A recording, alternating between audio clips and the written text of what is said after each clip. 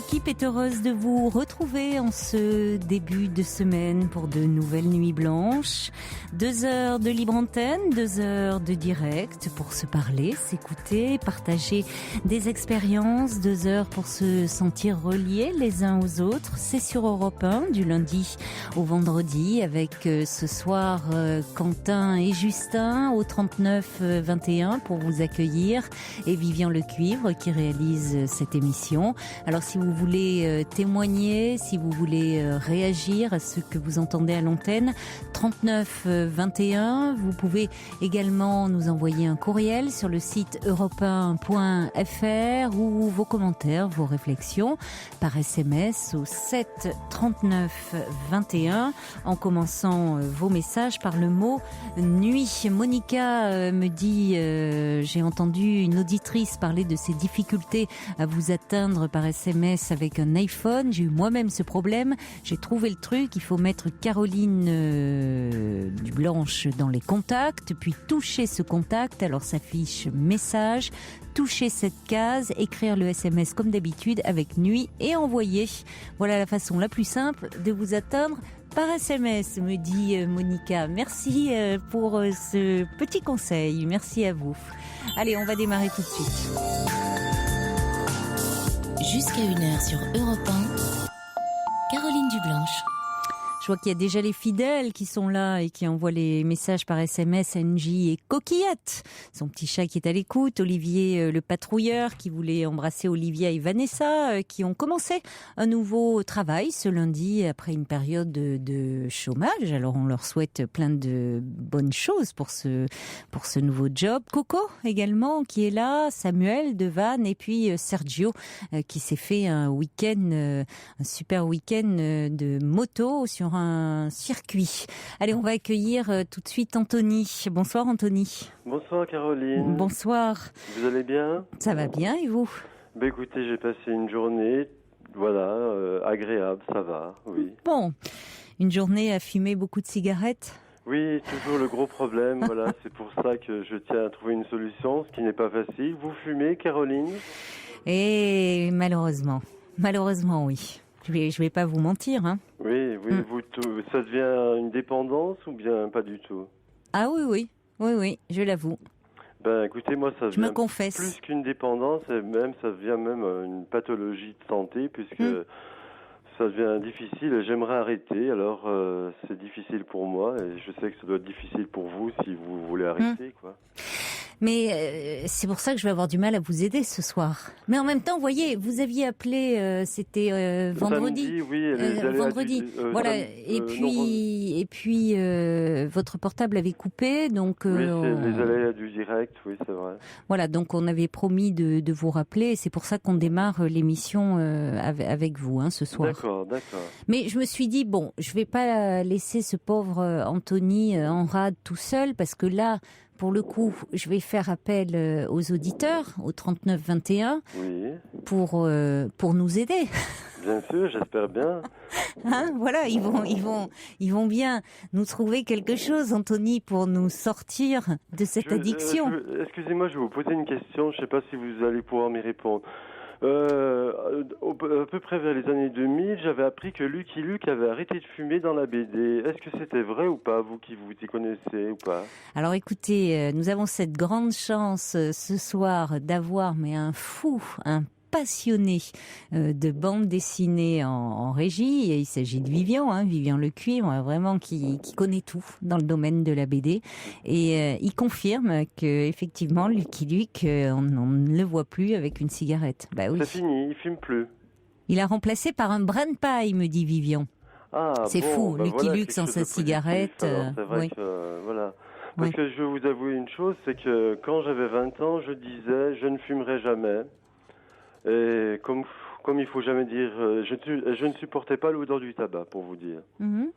Et faut jamais dire jamais dans la vie, quoi. Vous avez commencé à quel âge ? À 20 ans. Et moi, j'ai commencé 10 ans plus tard, vous voyez.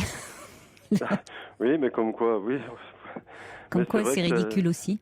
C'est ridicule parce que même à des fois, c'est surtout quand on fume dans la rue, je trouve que on a l'air bête. Quand on regarde bien le geste, la mimique, c'est pas très beau. C'est pas beau, quoi. Pas très élégant. C'est pour ça que j'essaye de me planquer maintenant pour fumer, quoi. C'est pas évident. Mais non, mais c'est surtout que on connaît les effets sur la santé, et en même temps il y a une véritable addiction au tabac. Mais à propos, est-ce que justement les images, les nouvelles images choc sur les paquets de cigarettes, est-ce que ça vous fait un effet, vous, ou pas? À vrai dire, non, pas vraiment, non. Mmh. J'aimerais bien savoir c'est très moche, hein, par contre, ces photos. Hein. Ah ben, c'est fait pour, hein. Je pense qu'un reportage sur le tabac, voire carrément des images, ce serait peut-être plus choc pour les jeunes notamment, parce que c'est vrai que c'est les jeunes. Moi, je pense quand je vois des enfants, enfin des jeunes gamins, qui s'y mettent, alors ça me choque encore plus. Ça. Ouais. Mais j'aimerais bien savoir d'ailleurs quel effet cela a pour les fumeurs qui nous écoutent.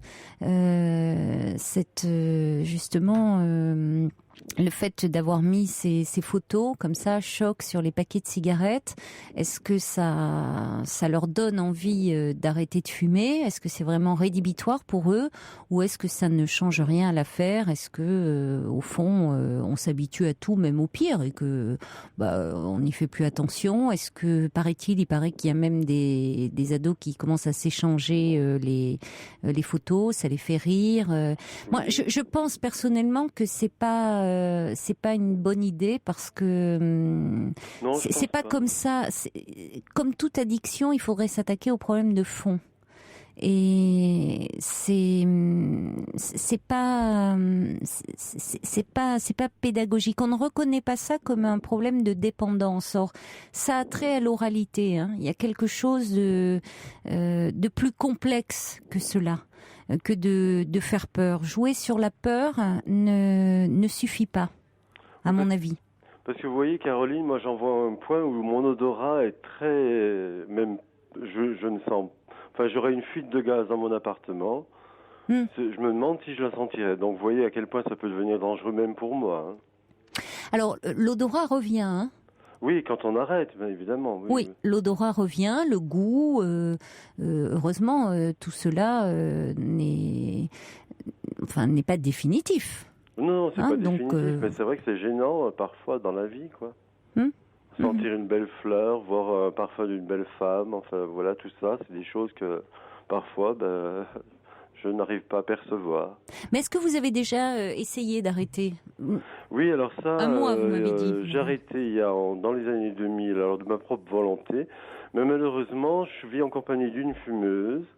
Et la tentation a été faible. C'est comme quelqu'un qui a une addiction avec la boisson et puis qui a sous son nez tout ça, quoi. Vous voyez le problème, quoi. Oui, c'est compliqué. Donc c'est pas évident quand on a ce problème encore là à la maison, quoi.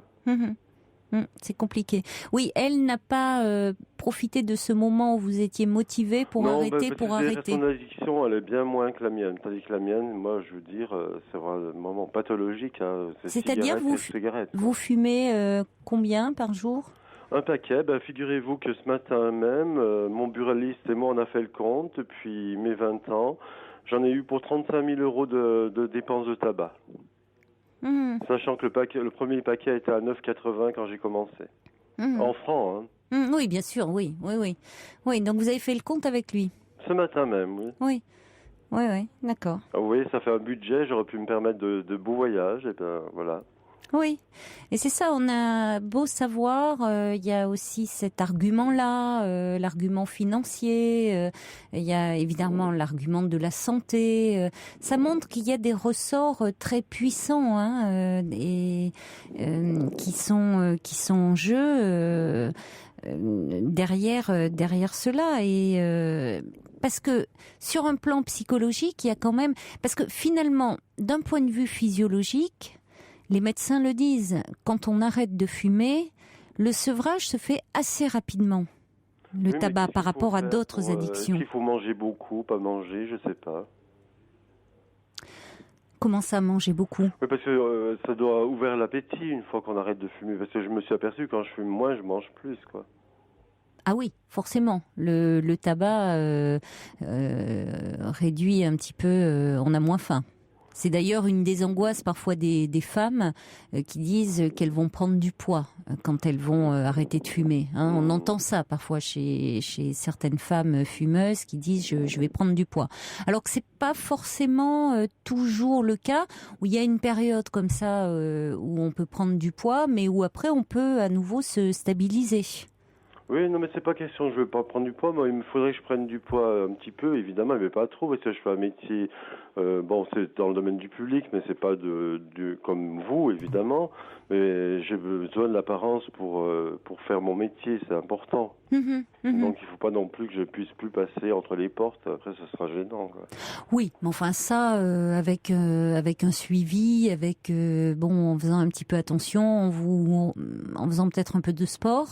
C'est ce que je fais régulièrement du sport, je suis assez sportif malgré tout. C'est vrai que alors déjà, c'est un plus. Ce qui me sauve le plus, c'est par rapport à ce problème de tabac, je pense. Alors déjà, vous y trouveriez peut-être une sacrée compensation, parce que je ne sais pas ce que vous faites comme sport, mais vous retrouveriez du souffle, hein.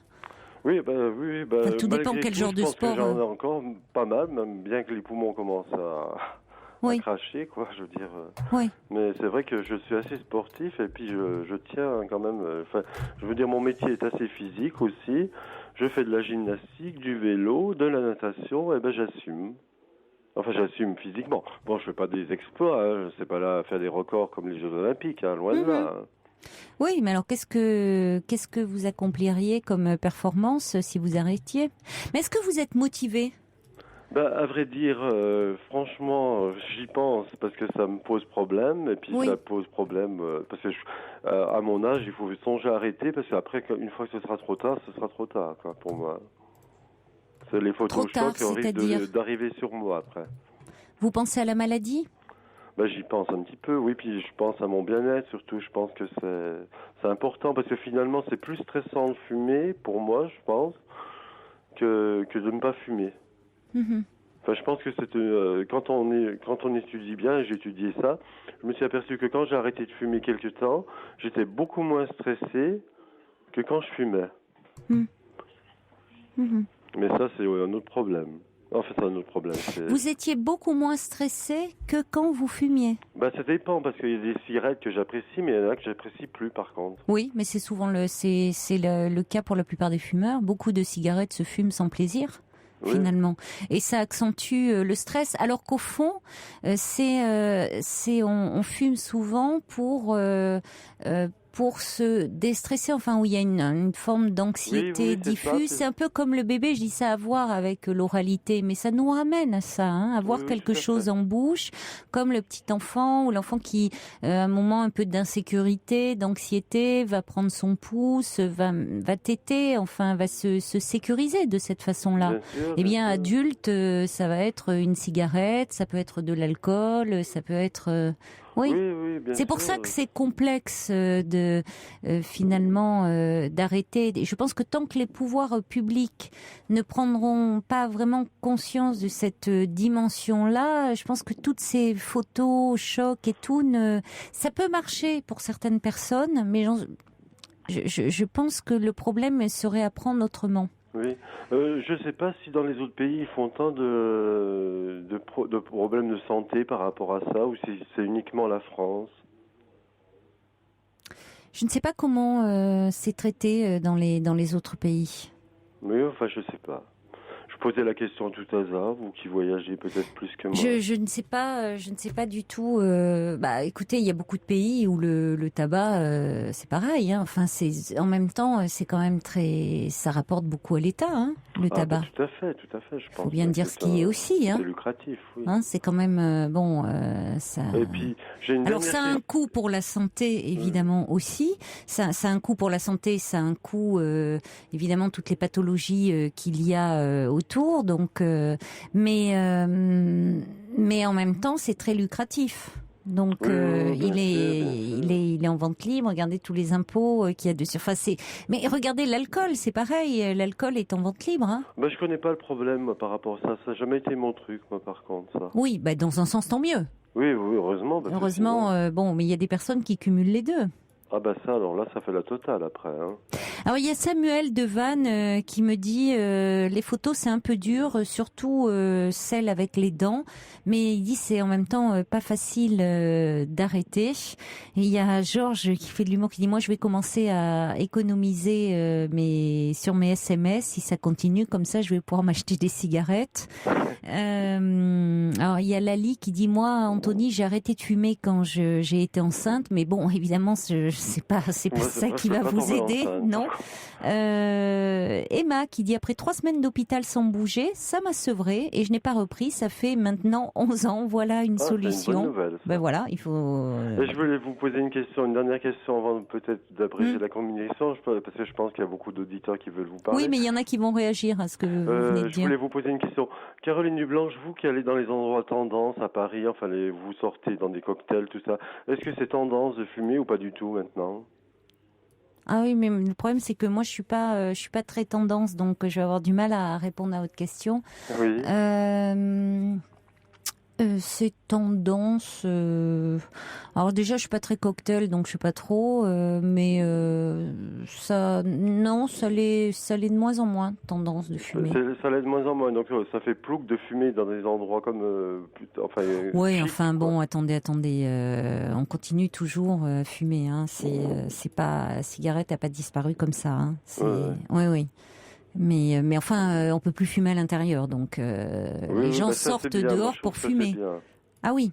Moi, j'ai trouvé que cette loi dans les bars notamment, je trouve ça très bien parce que moi, ça fait longtemps que j'ai cette idée d'arrêter. Et ça me fait parce que surtout l'hiver, quand on sort dehors pour fumer, c'est ce qu'il y a de plus pénible parce qu'avec le froid, vous avez enfin bon, c'est ça.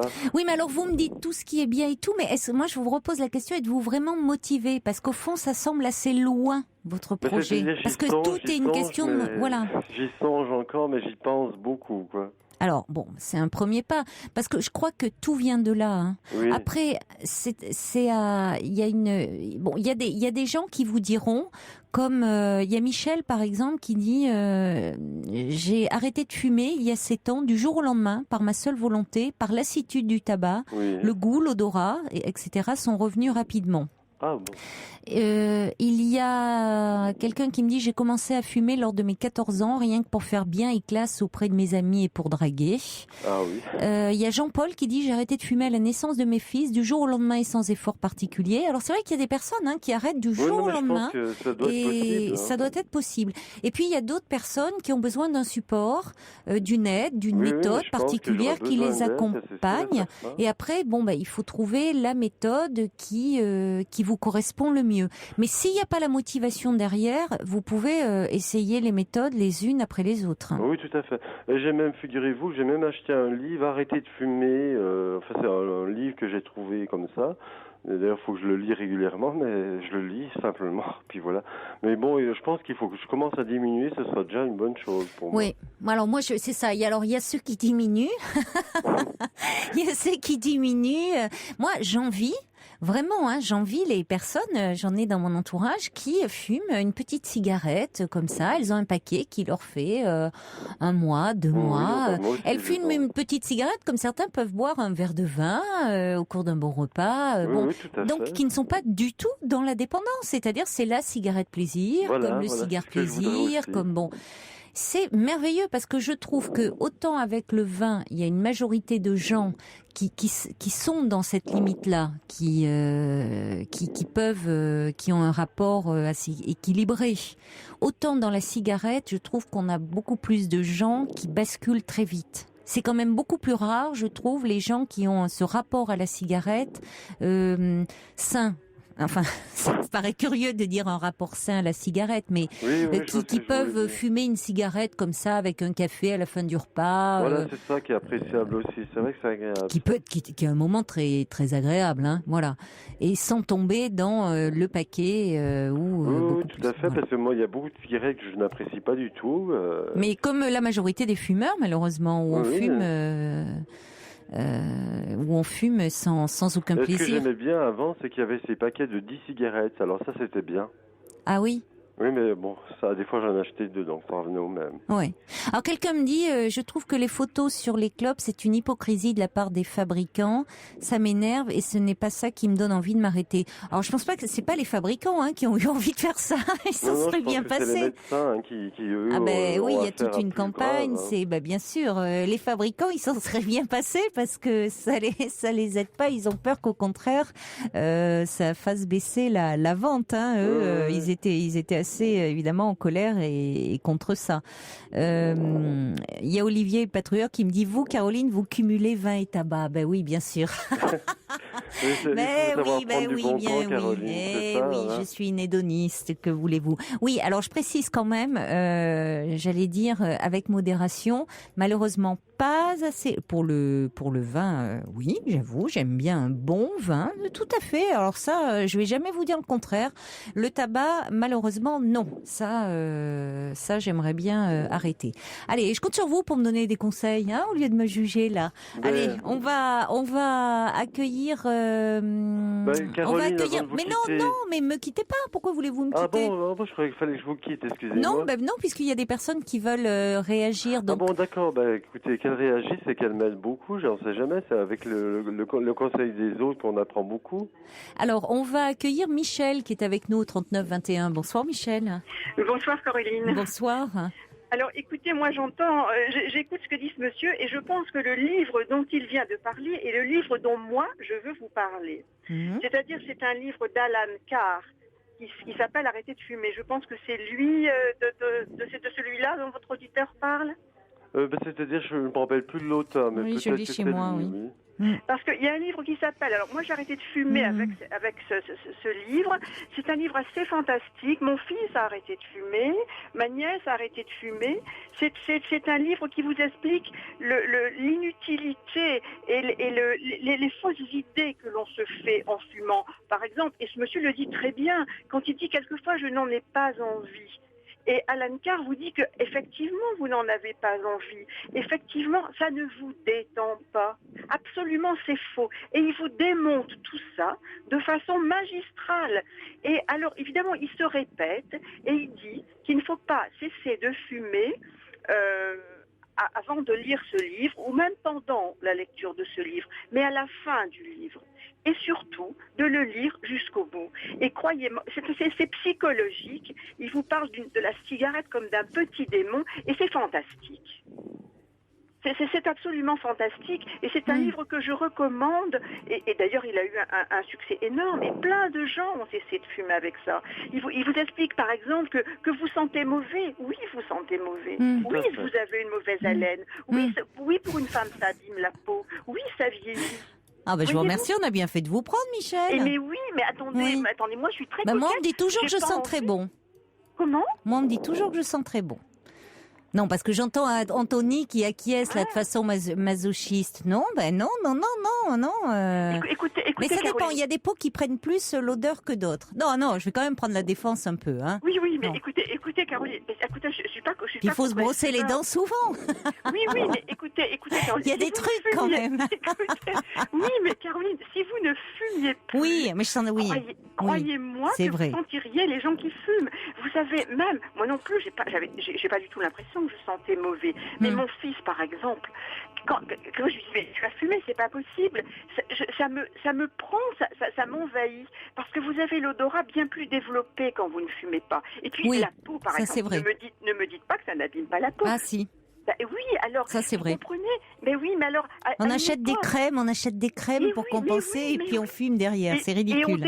Et on dépense notre argent pour fumer. Mais quand on est véritablement motivé, croyez-moi, ce livre qui vaut 4 francs 6 sous, eh bien, c'est une merveille. C'est psychologique, c'est une merveille. Ah, mais il va falloir que je le ressorte. Alors, je sais que je l'ai acheté, puis vous voyez, je l'ai pas lu. Oui. Vous l'avez pas lu? Non. C'est bien, alors. Je l'ai acheté, puis je sais pas, j'ai commencé à le fêter, je dis, oh là là, non, bon, vous voyez, donc je n'étais pas... Bon. Mais ça, c'est quand on n'est pas motivé. Non. Et alors, moi, je vous dis que j'ai arrêté de fumer alors que j'étais une petite fumeuse. Je fumais peut-être 3-4 cigarettes par jour. Mais rien que cela me dérangeait. Je ne voulais pas être cataloguée fumeuse. Vous comprenez? Ah, mais je comprends très bien. Et oui, et donc... c'est rien du tout de lire ce livre, c'est rien du tout. Et ça vous vous dites, mais c'est bien sûr. Et tous les cas sont mon cas, c'est-à-dire une petite fumeuse, un gros fumeur. Et il vous permet de chuter, de rechuter. Il vous le permet parce qu'il dit, ça arrive, mais continuez de lire mon livre et relisez les passages sans arrêt, et vous allez voir, vous allez vous en débarrasser. Mais ça, c'est pas du jour au lendemain. Vous avez arrêté, vous, madame? Oui, moi j'ai arrêté, ça fait 3 ans. Et alors, quel bénéfice? Si vous y pensez encore? J'y pense. Ah oui, parce qu'on y pense. Hein. Oui, mais attendez. Ce qui est terrible, hein. Oui. Oui, mais attendez, oui. Alors, au départ, ça, il vous l'explique très bien aussi. Il vous explique qu'au départ, vous avez un manque à peu près 3 semaines, pas plus. Oui, c'est ça. Ensuite, vous n'avez plus de manque, mais vous y pensez. Et à chaque fois que vous y pensez, vous devez vous dire, attention, c'est le petit démon. Il parle de la cigarette comme d'un petit démon. Attention, c'est le petit démon qui vous dit, je vais te prendre au piège. Donc, il faut résister à ce petit démon. Parce que le piège, c'est que quand vous avez arrêté de fumer une fois, vous vous dites, lors d'une soirée, mais j'ai réussi à arrêter une fois, donc c'est rien si je fume une autre cigarette, je vais de nouveau arrêter. Ça, c'est le piège. Mais c'est le petit démon qui vous dit, ça y est, je l'ai prise au piège de nouveau. Vous comprenez? Je peux vous poser une question? Oui. Est-ce que vous avez arrêté de fumer parce que vous avez eu peur par rapport à la santé, ou ça a été parce que vous en aviez ras-le-bol? Parce que simplement, premièrement parce que je trouve que ça vieillit la peau, bien que je n'ai pas une peau de fumeuse, m'a dit un chirurgien esthétique que j'ai consulté, mais simplement je ne voulais pas, je déteste l'idée de fumer, je déteste l'idée d'être une fumeuse. Attention, je ne suis pas contre les fumeurs et je trouve aberrant qu'on les mette un peu au bord de la société. Oui, mais sans parler de ça, bien sûr, je comprends. Mais je ne voulais pas être cataloguée fumeuse. Je veux qu'on me... Est-ce que vous fumez? Non, je ne fume pas. Voyez-vous? Oui, tout à fait. C'était... Même si... Je me disais, enfin, c'est incroyable, tu fumes 3-4 cigarettes par jour, comme tu pourrais t'en passer. Eh bien non, c'est 3-4 cigarettes. J'attendais le soir, parce que je fumais ma première cigarette le soir, j'attendais le soir pour pouvoir fumer. Mais je peux vous poser une dernière question. La dernière, parce qu'on va accueillir Gisèle également. Parce que vous travaillez, vous avez des moments de stress dans votre vie ou pas du tout, vous? Écoutez, non, je ne travaille pas, mais je suis très occupée. En fait, je fais des études, pour tout vous dire. Je vais encore à la fac, je fais des études de théologie. Et je m'occupe aussi beaucoup de mes petits-enfants. Mais quand j'ai beaucoup travaillé, parce que quand je me suis occupée de mes petits-enfants, ou quand je reviens de la fac, ou quand j'ai beaucoup travaillé, je suis fatiguée. Et j'avais l'impression, mais, me dit ce livre, ce n'est qu'une impression, que ça me détendait. D'accord. Or, vous l'avez dit, vous, tout à l'heure, c'est une fausse détente. Oui, vous avez l'impression... ça augmente en fait, oui, le stress. Souvent, les fumeurs sont plus stressés. Alors, c'est pas forcément la cigarette qui augmente, les fumeurs sont en général plus stressés. Mais si la cigarette, ce livre l'explique très bien. C'est pour ça qu'il vous démonte tout, vous comprenez? Oui. Il vous démonte tout. Caroline, je pense que vous voulez arrêter ce sujet, peut-être. Mais je crois que c'est vous qui avez très envie d'arrêter. J'ai l'impression que non, c'est pas que j'ai envie d'arrêter. Soit on vous a complètement convaincu, convaincu, ou alors vous avez très envie d'aller en griller une, mon cher Anthony. Moi, je vais finir par croire ça. Non, vous pouvez pas tenir plus d'une demi-heure. J'adore votre compagnie, Caroline. Non, mais moi, j'ai un peu peur. Je me dis, soit vous êtes définitivement convaincu, soit vraiment Anthony est tellement addict qu'il peut pas passer une demi-heure sans en fumer une. Écoutez, je vais vous laisser parce que je vous sens très pressé, et puis on va continuer sans vous. On va continuer sans vous. Caroline, je vous téléphonerai quand j'aurai arrêté pour voir si ça marche aussi. Avec grand plaisir. Avec grand plaisir. J'ai d'autres nouvelles de fumeurs ou de non-fumeurs qui ont arrêté puis qui sont réellement arrivés donc. Écoutez, c'est un bon conseil. Écoutez, alors on espère avoir de vos nouvelles prochainement. Si vous pouvez quand même rester... faut choisir une date avant tout pour arrêter, je pense. Mais non, il faut pas choisir une date. C'est vrai? Mais non, lisez mon livre, lisez-le et continuez de fumer. C'est votre livre? On comprend mieux maintenant. Comment?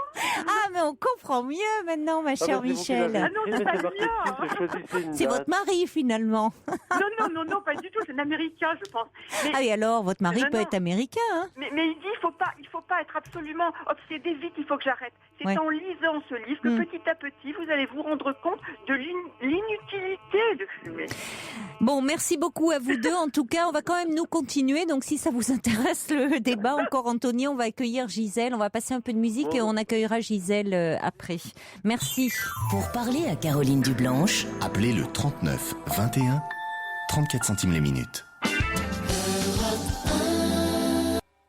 Zaz l'a fait. Alors, beaucoup de messages, hein, ça vous fait réagir là, le tabac, l'addiction au tabac, comment arrêter. Il y a alors des messages qui... Hugo me dit, tous les soirs je me dis que je devrais arrêter de fumer, mais tous les matins je reprends. Très très difficile d'arrêter, je suis comme vous, j'aimerais pouvoir fumer que quelques cigarettes par jour, j'ai déjà essayé, mais ça ne dure jamais bien longtemps malheureusement. Gabriel me dit, lorsque je travaillais en cancérologie, les 2 plus gros fumeurs du service étaient les 2 kinés respiratoires. J'en ai tiré une bonne leçon. Regardez au-delà des peurs, essayez de comprendre ce qui fait que nous pouvons être accros à un produit. Et puis, Tinou dit « Je fume après avoir arrêté 2 fois 5 ans. J'ai repris chaque fois suite à une difficulté de vivre, ce qui est un paradoxe. Les images des paquets ne me font rien. J'ai même accompagné mon beau-père en fin de vie d'un cancer du poumon. Pour moi qui suis seule, la cigarette est une compagne. » Le Trublion me dit j'ai arrêté en 2002 de ma seule volonté. J'ai réussi, je l'ai surtout fait pour préserver aussi les poumons de mon petit Moumoun. Les animaux eux aussi ils prennent et respirent la fumée. Alors pensons à eux. Oui, il n'a pas tort. Karl me dit, j'ai vu un reportage il y a quelques mois sur une chaîne de télévision allemande sur les ravages du tabac. C'était effroyable, ces images me font peur, je fume moi aussi. Ça m'a fait réfléchir. J'étais voir un match de rugby amateur et j'ai été étonnée de voir que certains rugbyman fument. Ben oui, il y a aussi des sportifs qui fument. Hein.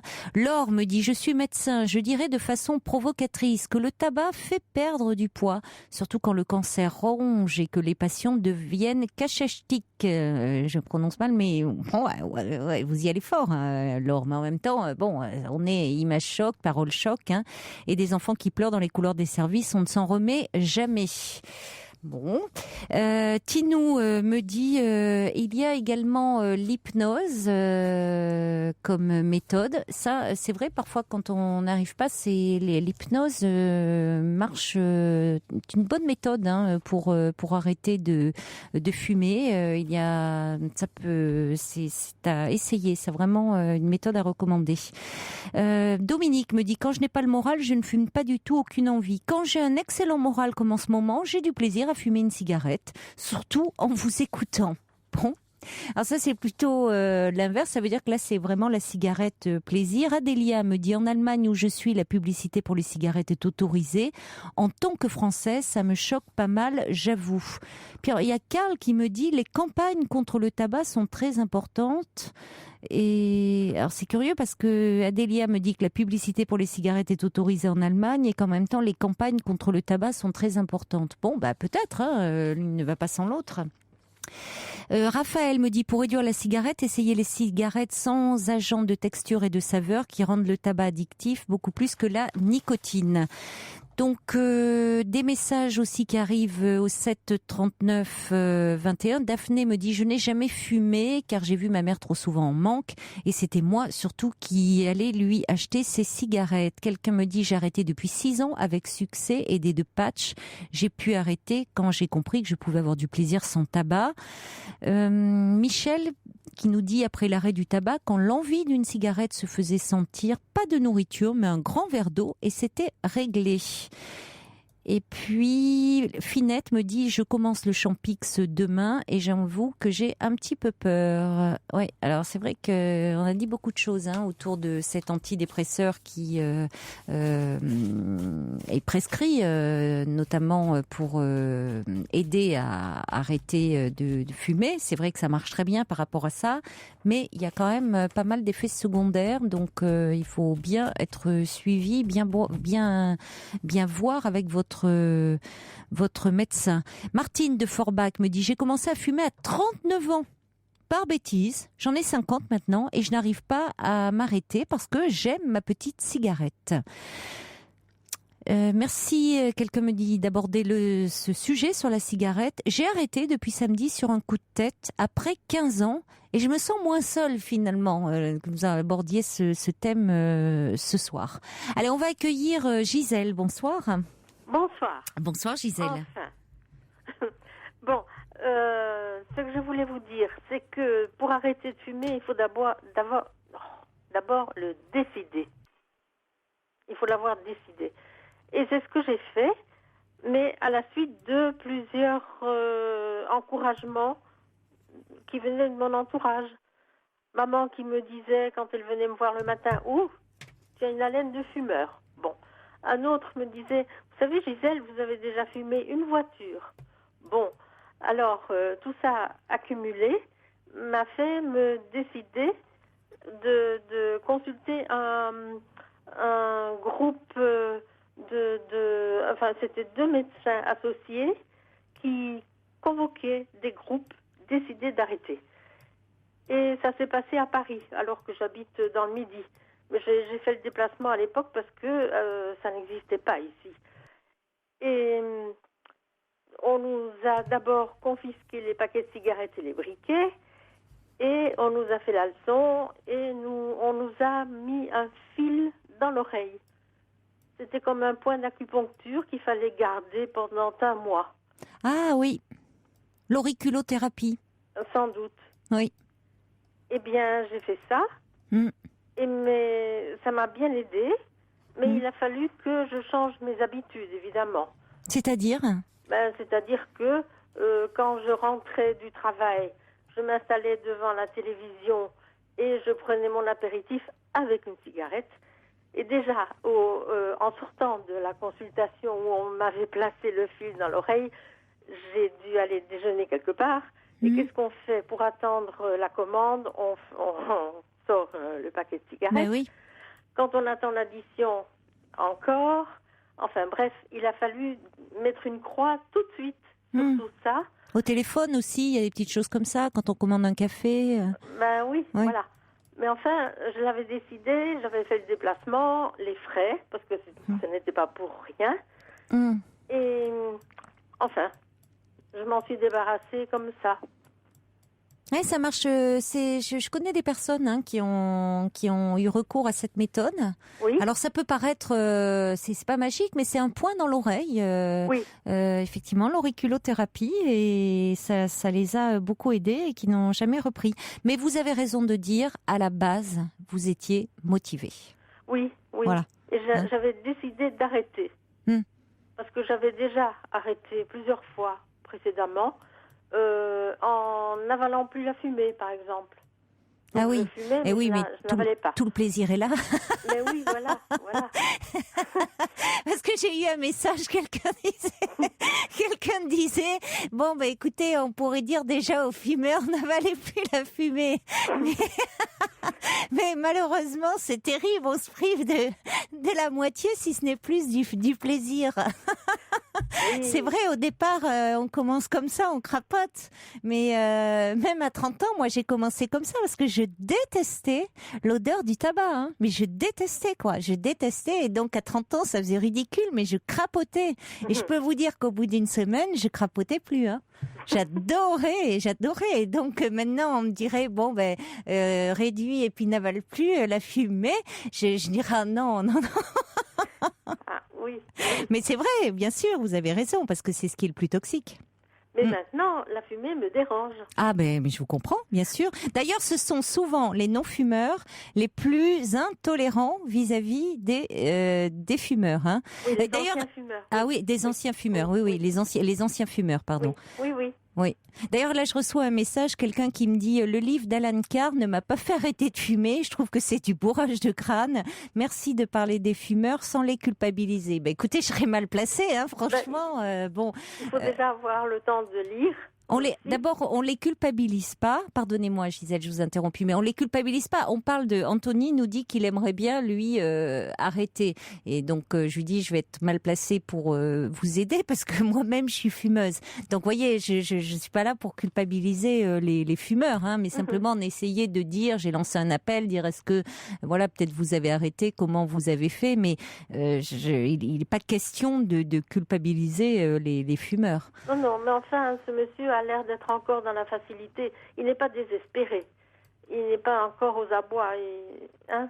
Ah ben... C'est pas sa priorité, j'ai l'impression. Ouais. Il prend ça encore avec légèreté. Ben, je sais pas si on arrête quand on est désespéré. Ou alors ou alors vraiment c'est qu'on apprend une très mauvaise nouvelle. Oui, évidemment. Vous voyez, on peut arrêter, on peut arrêter parce qu'à un moment on en a marre d'être dépendante, parce que je sais pas, pour plein de raisons, on peut arrêter sans être désespéré, heureusement. Enfin, j'espère. Enfin, il prend ça comme ça, un peu par-dessus la jambe. Bon. Il n'est pas dans l'urgence, hein. Vraiment. C'est-à-dire que je lui posais la question de la motivation, c'est-à-dire, peut-être qu'il n'est pas encore tout à fait prêt, il a reconnu avec sincérité. Oui. Hein? Oui. Mais comme je vous dis, il faut avoir décidé d'arrêter. Oui, mais ça, je suis d'accord. Je suis d'accord avec vous, il faut une vraie motivation. Il faut une vraie motivation. Oui. Alors, il y a Denis qui dit, allez, respirez profondément 3 secondes à chaque fois que l'envie de fumer vous reprend quand on arrête, hein, et puis qu'il y a des périodes comme ça difficiles. Il faut changer ses habitudes. Hein. Oui. Ça, c'est certain. Oui. L'envie de la cigarette passe. Il y a Georges qui me dit oui, Caroline, vous devriez vraiment arrêter de fumer parce que quand vous aurez vos petits poumons tout noirs et tout rabougris, eh bien, on vous écoutera et on croira en fait écouter Jeanne Moreau. Oui, écoutez, justement, je travaillais dans l'aviation et on passait un examen annuel. Oui. Et à un moment donné, le médecin m'a dit mais vous avez des poumons de vieux fumeurs. Ouh là là, ça aussi, ça fait peur. Ça fait peur. Ça fait... Oui. Tout ça additionné m'a décidé de finir. Oh oui, je reconnais. Non, mais j'avoue que ça fait bien longtemps que j'ai pas passé une radio des poumons. J'avoue que ça fait partie des examens qui me font peur. Bon, écoutez, merci beaucoup, Gisèle, en tout cas, de nous avoir parlé. Aider, ce monsieur, mais enfin, il n'est pas prêt encore. Oui, mais ça peut aider beaucoup d'autres personnes qui nous écoutent. Donc, vous avez bien fait de nous appeler. Bon, allez, tant mieux.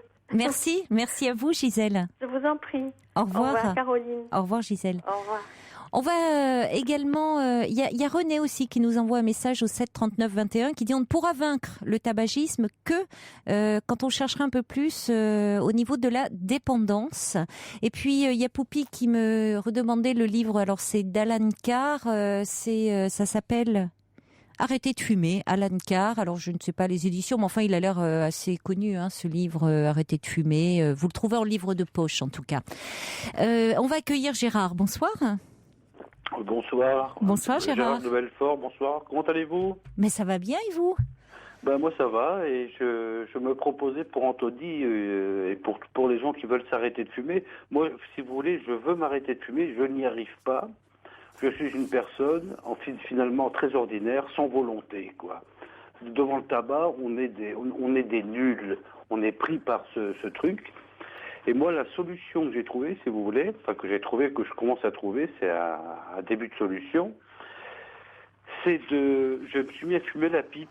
J'ai commencé la pipe. Alors, j'ai pris un très bon tabac. Un très bon tabac parfumé, pas d'épices. Et avant, je fumais 2 paquets de Marlboro par jour. Oui. Et je me suis mis à fumer la pipe, et là, ça fait 10 ans que je fume la pipe, et je suis à 7 grammes par jour. Alors, évidemment, c'est pas une solution, c'est tromper l'ennemi. Oui. Voilà, je trompe l'ennemi, je fume 7 grammes de tabac par jour. Mais c'est rien, ça, non ? Je sais pas si c'est rien. Je sais pas ce que ça donne, parce qu'on sait pas en cigarette. Pardon ? Moi, j'ai beaucoup fumé. Autrefois, j'ai beaucoup fumé. Et donc, je sens mes poumons attaqués comme tous les fumeurs, quoi. Et là, j'ai trouvé un truc pour moi qui marche. Alors, c'est pour ça que je proposais... Alors, si vous voulez, la pipe, le problème, c'est que c'est très fort vers la fin. Ah bon? Bah oui, c'est très fort. Le tabac, C'est concentré, oui, évidemment. c'est concentré, alors c'est très, très nicotinique. Moi, j'inhale la fumée. Hein. Alors, et pourtant, je peux vous assurer, madame, que je veux arrêter de fumer. Toujours. Alors, pardon? Toujours. Ah, je vais très certainement arrêter de fumer, vous voyez. Oui. Mais je suis un homme sans volonté, une personne qui a très très peu de volonté. Oui. Comme probablement, je veux pas l'offenser, vous voyez, je m'offenserai. Ça, c'est mon chat qui miaule, excusez-moi. C'est Gérard de Belfort. Il confirme peut-être. C'est Gérard de Belfort. Hein. Belfort, vous savez, c'est Belfort. Hein. Oui, il n'en peut plus, votre chat, de l'odeur de la pipe. Ben non, mais c'est très aéré chez moi. Comme je vous dis, comme je fume 7 grammes de tabac par jour, c'est pas énorme. Hein. Et donc, voilà quoi. C'est ma solution, ma petite solution à moi. En me mettant à la pipe avec un très bon tabac, en nettoyant la pipe, j'ai toujours ce plaisir de fumer. Et je fume beaucoup moins. Et je m'y suis fait. Bon, la seule volonté qui m'était imposée, que je me suis imposée, c'est de fumer la pipe, quoi. De plus prendre. Quelqu'un me propose une cigarette, je la prends pas, quoi. Donc je fume ma pipe. Mais alors il faut pouvoir. Il y a des gens qui, apparemment, une pipe, ou alors je fume des demi-pipes. Alors une pipe. C'est quoi une demi-pipe? Une demi-pipe, c'est une demi-pipe remplie. Plutôt que de la remplir, oui, d'accord. Complètement, parce que ça dépend des fourreaux, quoi. Vous voyez. Alors je fume une demi-pipe. Et finalement... Mais vous êtes en train d'en bourrer une, là, ou quoi? Non, je fume ma pipe. Là, je fume la pipe. Ah ben oui, mais attendez, fumez votre pipe en me parlant. Mais non, mais je fume pas. Quand je parle, je ne fume pas la pipe, madame. Hein. Si, ça s'entendait un peu. Oh, non, ça faisait un bruit de fou à l'antenne. Bah, c'est pas sur mon téléphone, ça. Hein. Ah bon, mais ça s'est mis, c'est pour ça. Je ne fume pas en parlant. Je fume pas en parlant. D'accord. Bon. Mais c'est ma solution, à condition de pouvoir supporter le fond de la pipe qui est un peu plus fort. Vous voyez, c'est un peu comme le cigare, quoi. Hein. Et j'ai trouvé cette solution, et moi, ça me va bien. C'est assez sympathique. Le tabac, là, je fume un très bon tabac anglais, là, par exemple. Et voilà. Bon, c'est pas la solution. La solution, évidemment, parce qu'on s'encrasse. Hein, et qu'on fume la pipe, on va encore mieux, parce qu'il faut la nettoyer. Mais alors, on voit des hommes, effectivement, on voit des hommes fumer la pipe. On voit quand même peu de femmes fumer la pipe. Ça peut être parce que je vois, au moment où vous me parlez de ça, il y a Cathy qui dit c'est une bonne idée. Georges Sand fumait la pipe. Ah oui, ça. Tous ces grands écrivains. C'est vrai. Il y avait Georges Sand et puis Colette, peut-être Colette. Il faut assumer, oui. C'est quand même des personnalités. Hein, c'est parce que. On cherche une solution. Vous voyez, moi je suis passé de 40 grammes à 7 grammes par jour. C'est pas mal. Oui, on c'est pas parfait. Mais bon, des fois, il faut tromper l'ennemi. Alors, si quelqu'un se met à fumer la pipe, s'il fume déjà 5 fois moins, c'est énorme, quoi. Non, mais je vois Cathy m'envoie un SMS en disant il faut trouver par quoi remplacer le tabac. Honnêtement, moi, je me vois mal en terrasse avec une pipe, quoi. Il faut assumer. Écoutez, madame, ça c'est quand même extraordinaire qu'une femme comme Colette. Oui, mais c'est Colette. Sans machin. Oui, mais c'est Colette. Il faut s'assumer, madame. On a vraiment vécu le MLF, la libération de la femme. Vous avez raison, Gérard. Je devrais m'assumer davantage. Assumez-vous. Ma sœur fume la pipe. J'ai une sœur, elle fume la pipe. Elle a arrêté de fumer. Je sais pas, elle a peut-être changé maintenant. Mais à un moment, elle fumait une pipe en terre ou une pipe en verre. Oui. Elle fumait la pipe. Et je peux vous assurer... moi, j'ai le plaisir du tabac, mais alors comme c'est quand même très fort, la pipe, finalement, ça me réduit ma consommation. C'est pas plus mal, parce qu'il n'y a pas le papier, c'est filtré. Bon, c'est une mauvaise Oui, c'est pas mal. Non, mais c'est une mauvaise solution parce que vous continuez à fumer, mais enfin, voilà. On a bien compris que bon, c'est un entre-deux. Ben, merci beaucoup, Gérard. Ouais. Merci beaucoup de nous avoir parlé. Et puis, écoutez, on vous laisse comme ça. Alors vous, à votre dégustation, hein, puisque là, on est à un niveau au-dessus. Merci. Au revoir. Pour intervenir dans l'émission, appelez le 39 21 34 centimes la minute.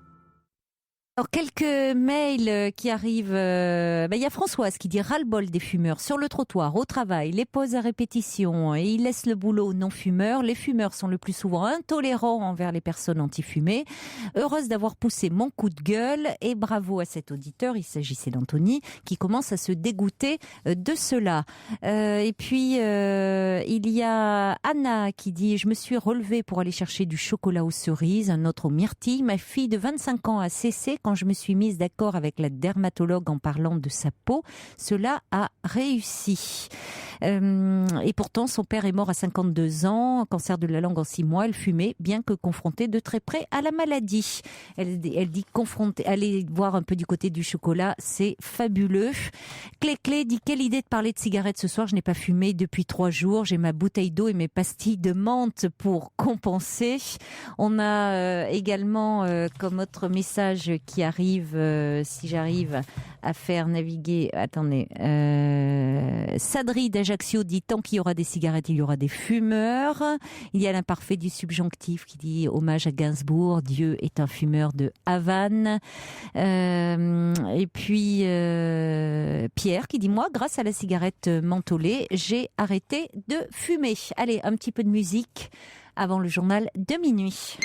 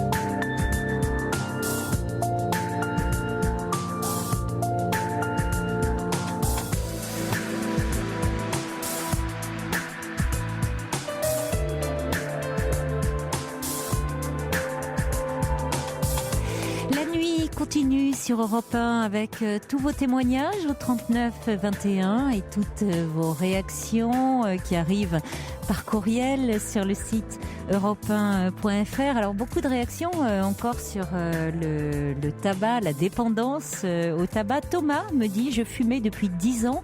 Il y a 3 semaines, j'ai pris un papier et un stylo. J'ai tracé 2 colonnes, une avantage et une autre inconvénient. La colonne inconvénient était bien remplie. Quant à la colonne avantage, elle était vide. Poser tout ça sur papier ouvre les yeux. Ça a eu un effet psychologique instantané de 10 à 0 cigarettes par jour. Voilà, me dit Thomas. Et puis il y a également il y a Johan qui me dit fumer des cigarettes roulées paraît moins nocif que des cigarettes qu'on achète comme ça. C'est vrai qu'on voit de plus en plus de gens qui achètent du tabac à rouler. Le petit temps de fabrication, on fume moins. L'ami Tintin me dit j'ai arrêté par acupuncture, ça a marché. Mais finalement, je pense que j'ai arrêté plus parce que j'avais envie que par cette méthode, même si ça m'a aidé. Violaine me dit je ne fume pas, Caroline, mais j'aime bien boire un petit peu de temps en temps. Chacun son truc. Et puis, il y a également quelqu'un qui me dit voilà, on a commencé l'émission avec la cigarette, on passe à la pipe avec vos fous rires coquins. Toute une émission sur l'oralité, en somme. J'en avais parlé, effectivement. Je vous avais dit qu'on restait dans ce domaine. Hein. C'est très bien vu. Vous me faites beaucoup rire. Vous avez beaucoup d'humour. Allez, on va passer un petit peu de musique et puis après, nous accueillerons un auditeur ou une auditrice. Nous verrons. Pour parler à Caroline Dublanche, Appelez le 39 21 34 centimes les minutes. Police, dit doudou, dit dada. Mais ça vous plaît d'entendre à nouveau Police. Céline de la Corrèze qui dit merci d'avoir passé ce superbe morceau que je dédicace à mon papa qui vous écoute également. Et puis Georges me dit c'est pas tout jeune tout ça, ça me rappelle l'armée. Allez, on va accueillir maintenant Stéphanie. Bonsoir Stéphanie. Bonsoir. Bonsoir. Je vous appelle ce soir parce que, je vous avoue que c'est la première fois que je vous écoute. Je sais que papa est intervenu sur votre antenne le 17 mars. Oui. En fait, au cours de son intervention qui a duré 21 minutes, il m'a dit, j'ai essayé de retrouver sur votre site sur les archives de son intervention. Je n'ai pas trouvé parce que c'était passé de plus d'un mois. Et en fait, au cours de son intervention, il a loué, j'imagine, il a parlé de sa relation virtuelle avec une dame qu'il avait rencontrée il y a 1 an. Avec cette dame-là, il s'était échangé plus de 5000 à 8000 mails. C'était soi-disant... Je me souviens, oui. Oui, vous vous souvenez ? Oui. Et en fait, il parlait de cette... relation qui était particulière, liée d'amitié, d'amitié, c'était surtout une relation amoureuse, non physique forcément parce que virtuelle. Assez singulière, oui. Assez singulière, et je vous appelle ce soir parce que, en fait, au cours de son intervention, papa a fait un AVC à l'antenne. Comment ça ? C'est-à-dire que, en fait, pendant son intervention, pendant qu'il vous parlait, il a senti son côté gauche qui se paralysait. Il m'a mimé le geste à ce moment-là. Il retenait son téléphone avec la main droite. Mais vous étiez présente à ses côtés ? Non, je n'étais pas présente. Il me l'a raconté après quand il a été hospitalisé, puisque donc en fait il vous avait appelé une première fois. Il était tombé sur une des personnes à qui il a raconté son histoire. Et on l'a rappelé un petit peu avant de passer à l'antenne en disant Jean-Yves, vous passez ce soir à l'antenne. Il a fait son intervention qui a duré 21 minutes, m'a-t-il dit. Donc c'était le 17 avril, à minuit 5, il m'a appelé en me disant Stéphanie, j'ai appelé le SAMU, je pars, j'ai le côté gauche complètement paralysé. Oui. Après à l'hôpital, donc il est arrivé à l'hôpital avec 24 de tension en fait. Et puis donc quelques jours plus tard, il m'a avoué entre guillemets parce que c'était pas, il n'y avait rien de honteux, mais c'était que il avait fait son AVC au moment quand il passait à l'antenne pour raconter son histoire. Donc en fait, papa a été hospitalisé après pendant 15 jours. Et puis il est sorti de l'hôpital et puis en fait il s'est donné la mort là le 17 avril, donc 1 mois jour pour jour après son intervention. Et j'appelais juste en fait pour relativiser, je sais pas, parce que j'essaie de après son décès, je suis allée sur votre site pour regarder les archives parce que quand il était à l'hôpital, il me racontait, il me disait en fait Stéphanie, ça s'est passé comme ça, tu sais, j'étais à l'hôpital, j'étais au téléphone et j'ai senti mon côté gauche avec ma main droite, je prenais le téléphone. Oui, il ne l'a pas du tout évoqué lorsqu'il était à l'antenne. Moi, je sais pas. Il aurait pu dire je ne me sens pas bien. Il aurait pu le dire à ce moment-là. Je me sens pas bien. Je préfère vous rappeler. Que sa voix a failli à ce moment-là, je ne sais pas. Non. En tout cas, il me l'a dit tout de suite. Voilà, c'est arrivé comme ça. Non. Moi, je n'ai pas du tout le souvenir ou d'un blanc ou de quelque chose. Et à tout moment, il aurait pu dire je préfère. Interrompre la conversation. Non, je me souviens très bien de l'échange que nous avons eu et à aucun moment ça ne s'est ressenti. Mais je pense parce qu'il n'a pas interrompu la conversation parce qu'il savait que son ami, je ne sais pas comment appeler cette personne-là, son ami l'écoutait. Et puis voilà, je pense il ne l'a pas mentionné non plus. Et Et elle le savait, par contre. Maintenant, je sais qu'elle le savait, bien sûr. J'avais des relations un petit peu avec son ami. Hein. On avait un petit peu échangé par mail parce que, justement, cette relation amoureuse que papa avait, parce qu'il était vraiment amoureux, il me l'avait dit, il était très malheureux, il a été très malheureux pendant l'hiver. Sa relation amoureuse n'allait pas bien, quoi, pas tout le temps. Et, on en avait parlé. Qu'est-ce que c'était au fond cette relation ? Déjà même dans l'abondance de mails, puisque si je me souviens bien, c'était suite à c'était un site qui faisait référence à une journaliste de Libération. Exactement. Hein, c'est ça, c'était MDA ou je ne sais pas. J'avoue que j'étais pas en France à ce moment-là, donc j'ai pas suivi. Donc c'est comme ça qu'ils étaient à la mort d'une journaliste de Libération. C'est comme ça qu'ils étaient entrés en relation, qu'ils s'étaient découverts des affinités, et puis qu'ils avaient commencé à communiquer. Voilà. Et puis à développer cette sorte de relation d'amitié amoureuse. Et en même temps, votre père fantasmait beaucoup sur cette relation. Et puis ce n'est qu'à la fin de l'échange où il nous a dit que cette femme n'était pas libre. Parce que tel qu'il en parlait au début de la relation, on aurait pu penser que de son côté également, parce que moi je lui demandais, vous êtes-vous rencontrés ? Il me disait pas encore. Donc c'est ça qui était étonnant, si vous voulez, dans cette histoire où il n'y avait pas eu de rencontre encore physique. Et finalement à la fin de l'échange, ou quasiment à la fin de l'échange, là il nous dit que cette femme était mariée. Donc effectivement ça changeait complètement la donne. Tout à fait. Cette femme est mariée. Elle a toujours dit à papa qu'elle avait 2 piliers, son mari et sa fille, qu'elle n'avait que cette famille, elle n'avait pas d'autre famille. Et par contre, cette dame-là n'a jamais donné son nom à papa. Elle n'a jamais donné. C'était un pseudo. Son nom, son prénom, il le connaissait, son prénom. Son nom de famille, il ne le connaissait pas. C'était une initiale, un V. Après, voilà, moi, ce qui me fait mal aujourd'hui, c'est que papa est décédé, que donc après sa mort, on a quand même reçu donc à son domicile des lettres qu'il lui avait envoyées, des lettres d'amour, vraiment que j'ai à peine parcouru parce que c'est l'intimité de papa et je veux pas rentrer dedans, mais des lettres d'amour très très profonds et que ces lettres étaient adressées avec un faux nom, donc puisque ce n'est pas son vrai nom avec un V, c'était un autre nom qui était donné à une poste restante. Et je trouve ça dramatique, je trouve ça terrible. Et je voudrais dire justement aux gens qui ont écouté papa ce soir-là et qui se sont peut-être rassurés en se disant que oui, il est peut-être possible d'avoir une relation virtuelle comme ça.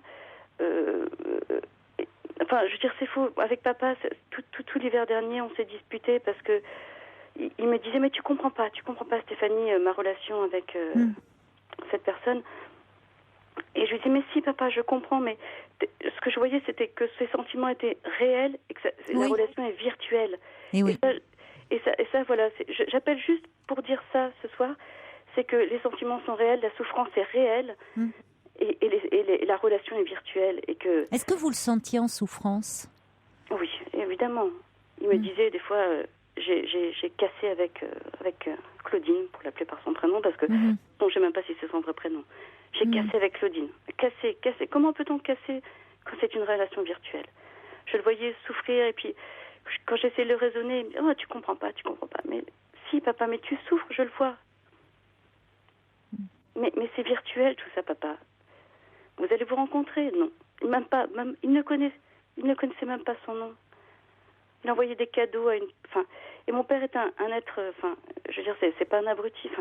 Non, mais ça n'a rien à voir. Mais très intelligent et très cultivé. Qu'est-ce que cette relation est venue combler ? Comme vous dites, les sentiments étaient réels, mais la relation était virtuelle. C'est-à-dire qu'ils ne s'étaient jamais rencontrés. Et c'était ça le problème. Et j'avais fini même par lui dire, mais écoutez, à un moment, rencontrez-la.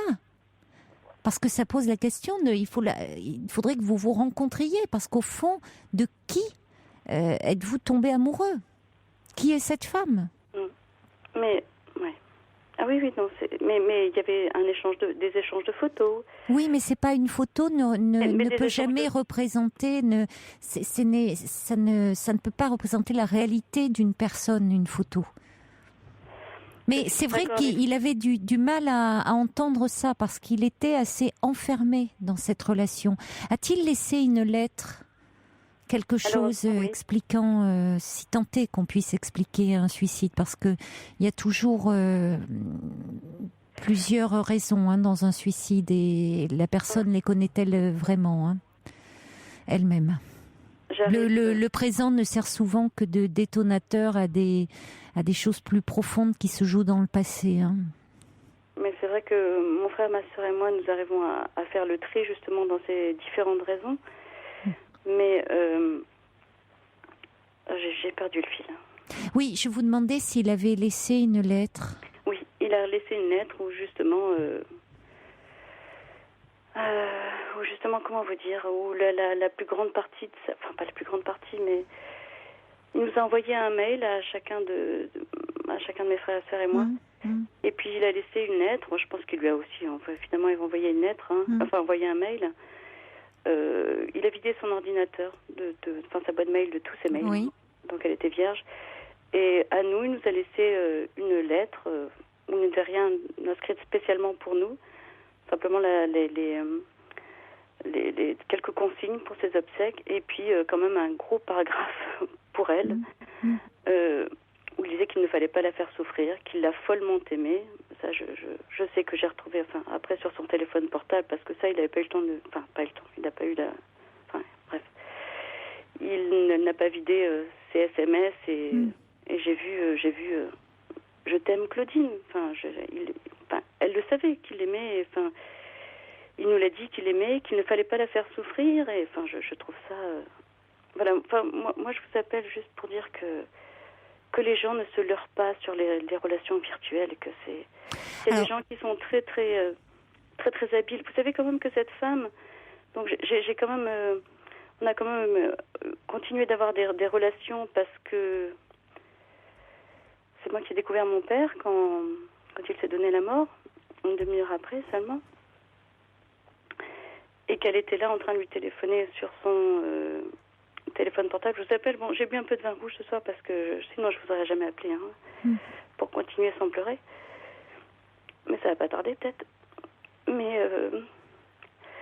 quand même, bon. Oui, j'allais vous demander si elle lui lui parlait, entretenait en connaissant cette relation, parce que j'aurais pu dire à sa décharge, il y a des personnes qui parfois comme ça se tombent fous amoureux, immensément amoureux d'une personne virtuellement, et ça peut faire très peur. C'est-à-dire qu'elle aurait pu à un moment dire ne plus vouloir répondre, ne plus donner suite, et que votre père continue cette relation à sens unique. Il ne s'est pas trompé. Il ne s'est pas trompé, c'est-à-dire que il lui a dit qu'il l'aimait. J'ai vu des SMS, je t'aime Claudine. Il le savait. Elle le savait. Elle a continué. Moi, je pense, je ne sais pas si c'est quelqu'un qui est très habile dans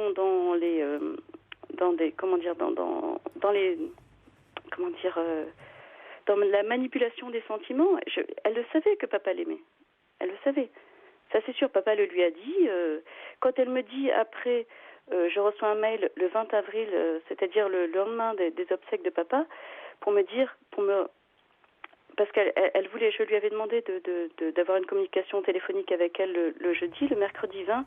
Elle m'envoie un mail en préalable de cette communication téléphonique en me disant, voilà, je vais vous raconter exactement ce qu'était la relation avec votre père.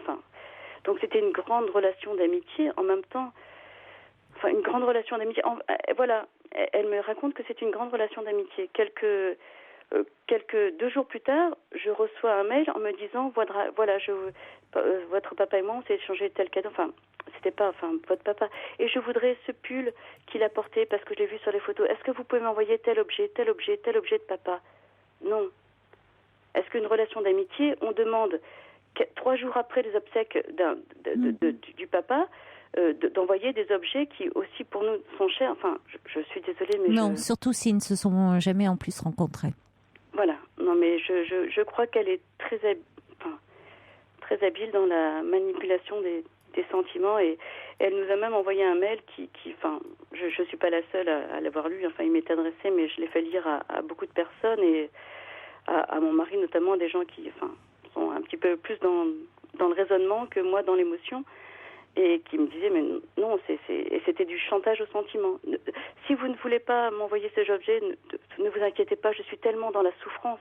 Elle nous écrit ça, je suis tellement dans la souffrance, dans la perte de Jean-Yves que...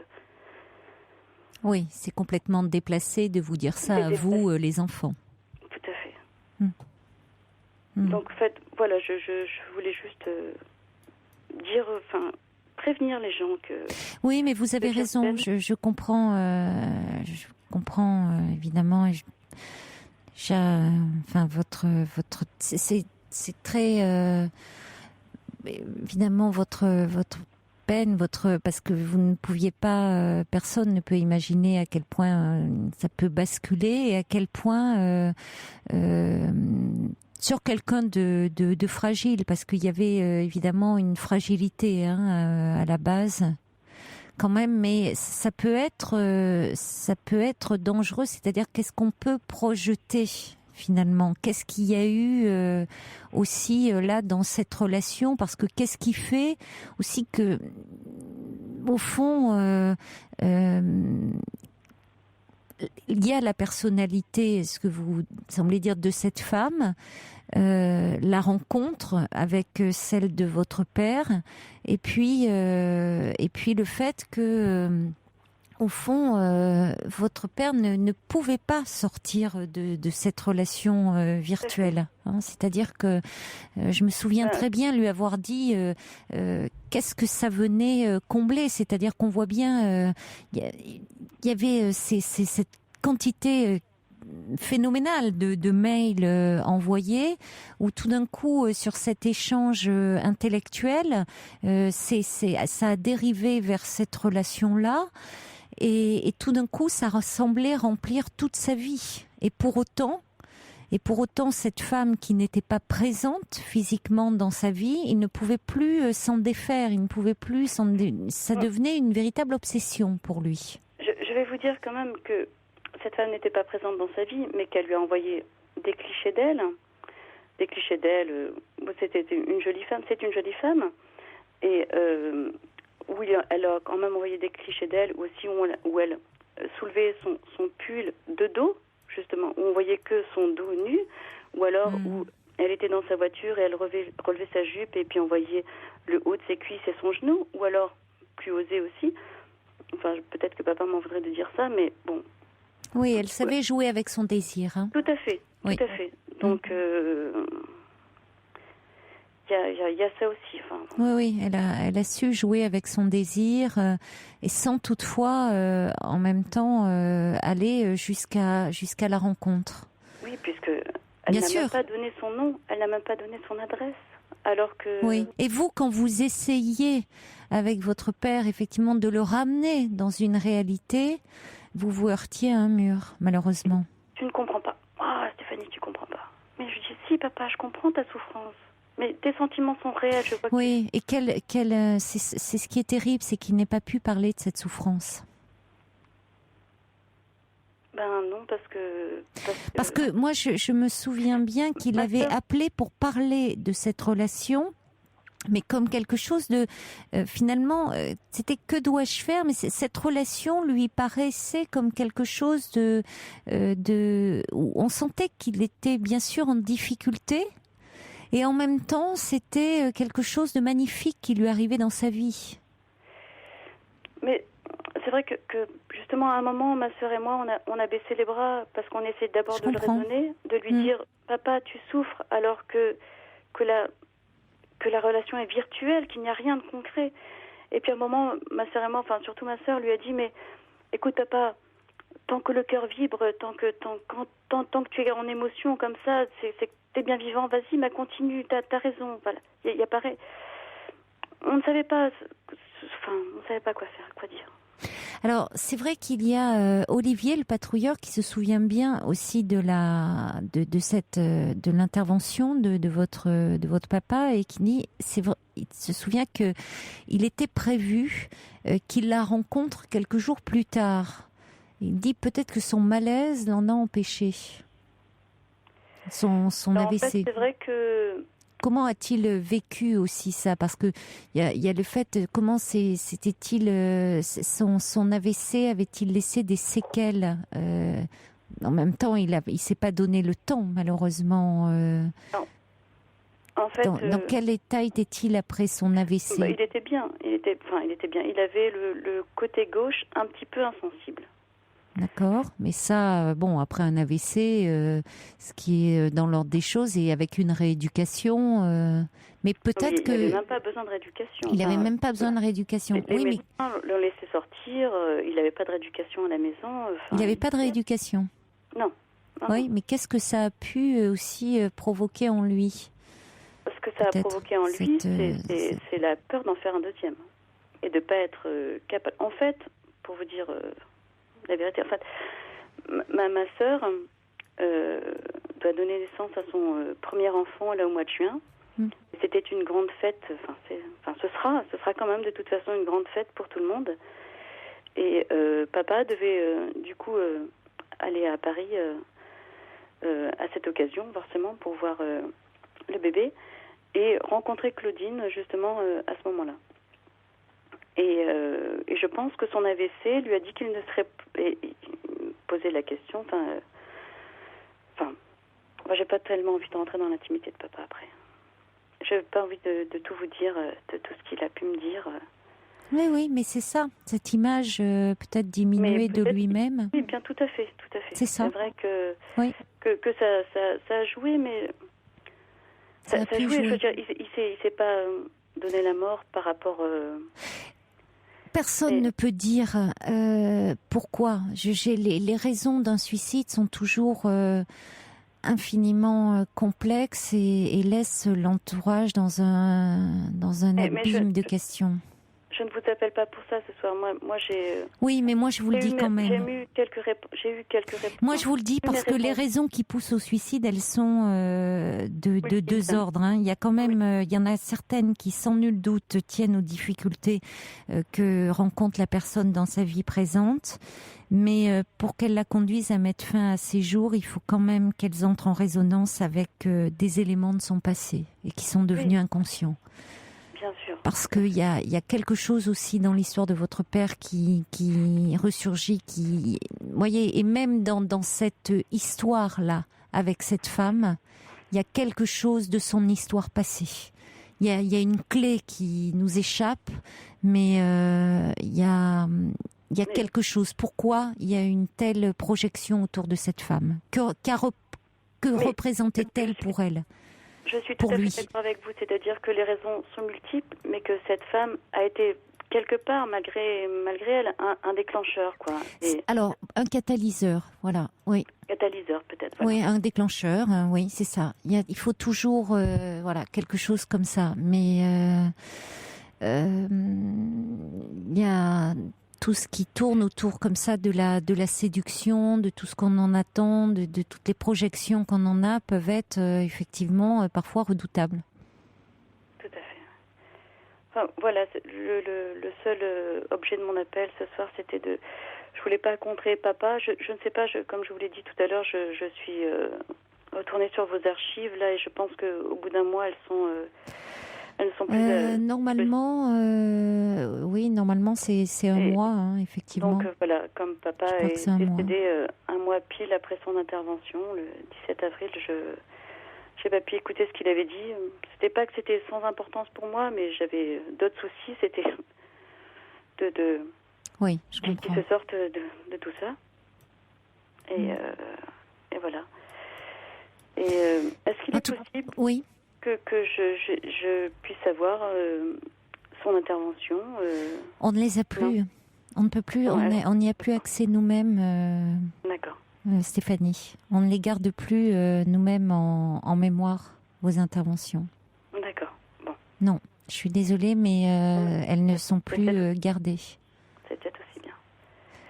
je pense, finalement, de toute façon. Ça aurait été le cas, on vous l'aurait dit, hein, c'est pas décision là que je prends, mais c'est que on n'y a plus nous-mêmes accès.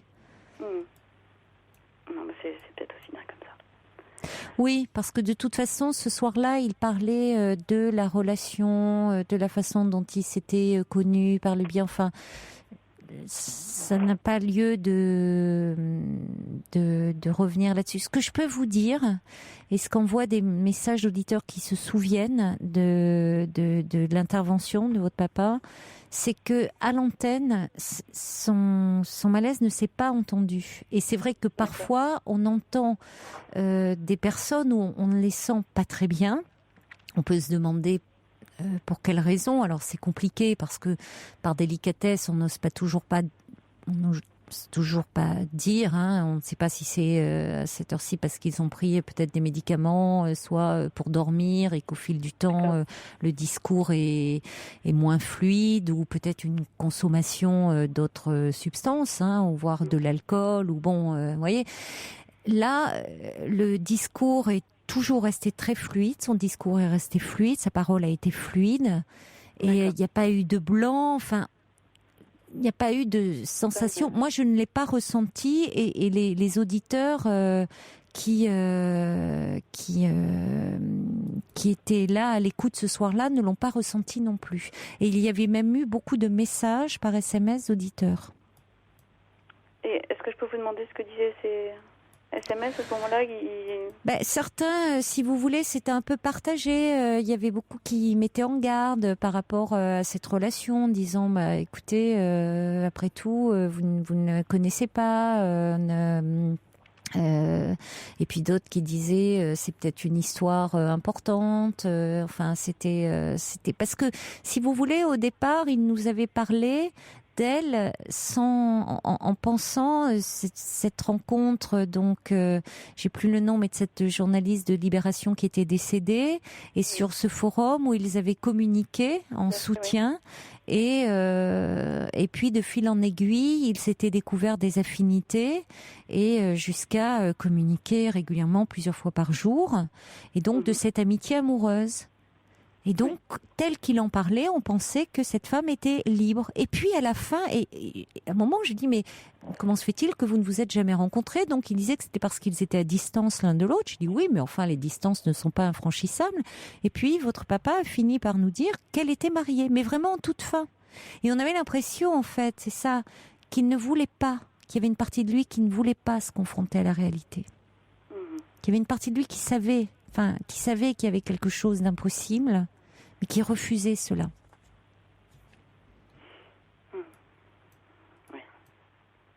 Et c'est ce qui est toujours terrible dans un suicide, c'est que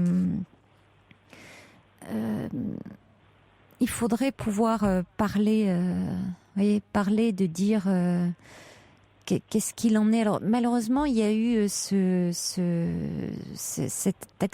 AVC. Oui. Et qu'est-ce que c'est venu en plus déclencher chez lui? Voilà, il vous en a parlé avant. Il projetait au mois de juin d'aller la rencontrer à Paris, et l'AVC qui fait qu'il est diminué. Qu'est-ce que ça tout d'un coup, l'image de lui, alors qu'il voulait être au maximum dans cette relation complètement sublimée, idéalisée, et qui tout d'un coup, lui, le ramenait à une image de lui.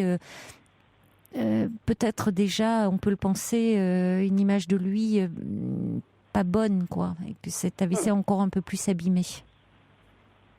Vous voyez, il y a Monica qui dit « Je me souviens très bien de l'intervention de Jean-Yves, il était très enthousiaste et il semblait très bien. » Cathy qui dit « Il était dans la passion comme beaucoup d'intervenants, ces histoires-là. » Et puis, en tout cas, beaucoup d'auditeurs, du coup, les auditeurs qui l'ont écouté, je pense à Coco, Olivier le patrouilleur, Cathy, Monica, qui vraiment compatissent, qui sont sous le choc, évidemment, d'apprendre, et qui compatissent et qui vous envoient vraiment leurs pensées les plus amicales, les plus chaleureuses. Oui, je les remercie. Mais comme je vous l'ai répété, c'était juste mon intervention visait à mettre en garde. Bon, papa était ce qu'il était, il avait ses travers, il avait, il s'est trompé, c'est le vrai, mais on peut tomber sur tout sur Internet. Et c'était vraiment mon Il y a message. de très belles histoires et effectivement, vous avez raison, on peut tomber sur se fourvoyer avec des personnes qui vont tomber comme ça, complètement amoureux des gens aussi qui vont vous demander pour vivre une belle histoire d'amour de l'argent. Il y a de tout, donc il faut être très prudent. Oui, vous avez raison. C'était juste mon message, voilà. C'était juste, voilà. En tout cas, je vous remercie de m'avoir accueilli sur votre antenne. C'était la moindre des choses, Stéphanie. Je vous remercie. Au revoir. Au revoir. Pour parler à Caroline Dublanche, appelez le 39 21, 34 centimes les minutes. Alex Baupin, au départ. Bonsoir Karine. Bonsoir. Bonsoir Caroline. Bonsoir. Bonsoir à tous. Et puis je voulais remercier Justin. Oui. Et puis, merci pour lui. Et puis par rapport à vous, votre qualité d'écoute et puis d'analyse, merci et félicitations. Merci, c'est gentil. Voilà. Alors en fait, j'ai attendu un petit peu tout à l'heure. Ça m'a permis d'angoisser un peu. Puis maintenant ça va mieux. Donc finalement. Bon. Oui, je suis désolée parce que vous deviez effectivement vous exprimer après Anthony. Et comme nous sommes en direct, on peut pas vraiment prévoir le temps. Donc vraiment, je suis désolée ce temps d'attente. Et vous étiez après sur répondeur, donc Justin vous a rappelé. Mais c'est à vous maintenant. Voilà, donc, écoutez, en fait, je suis alors non-voyante depuis 7 ans, et puis j'ai 39 ans. Oui. J'ai fait une sévère dépression l'année dernière, suite à une rupture, une cassure même, je dirais, sentimentale. Et puis, donc tout a été un petit peu bouleversé dans tous les sens pour moi, mais en fait, ça s'est manifesté par des crises d'angoisse, mais extrêmement importantes. J'ai fait une semaine en hôpital psychiatrique, mais qui m'a fait beaucoup de bien. Oui. Beaucoup de bien, avec beaucoup aussi d'antidépresseurs, pas d'antidépresseurs, mais d'anxiolytiques. D'anxiolytiques, voilà. Oui. Donc j'étais complètement assommée quand même, dans un premier temps, et puis là, depuis, donc ça date de l'été. Là, je commence le sevrage. Donc j'en ai toujours 2, mais je commence le sevrage. Donc ça va un peu mieux au niveau de l'énergie, mais c'est vrai que c'est quelque chose qu'il faut gérer. Et puis là, je disais qu'en fait, alors parce que je me suis commandé, il faut t'occuper de toi. Oui, je vais m'occuper de moi, je vais faire plein de choses. Et puis en fin de compte, j'ai surtout fait une otite. Et puis je me suis dit, mais Karine. Des oreilles, il y avait des trucs qui clochaient, alors mais je mettais ça de côté parce que comme je voyais pas, j'ai dit si en plus il y a les oreilles, ça va peut-être faire beaucoup. Oui. Alors non, mais je sais pas, vous voyez, c'est un peu. Oui, je comprends. Oui. Je suis dans ma bulle aussi un peu. C'est à moi d'en sortir parce que c'est pas juste entendre, mais être attentif, quoi. Donc alors je repoussais, mais c'est vrai que je faisais répéter les gens et puis en formation, c'est assez terrible parce que ça me gênait, quoi. Encore tout seul dans son salon, la télé, c'est pas très grave, mais ça me gênait plus, au niveau social, quoi, on va dire, relation à l'autre. Et puis j'ai fini par faire un bilan au RN, et il s'avère que j'ai tout simplement 40%, mais au niveau des aigus de perte.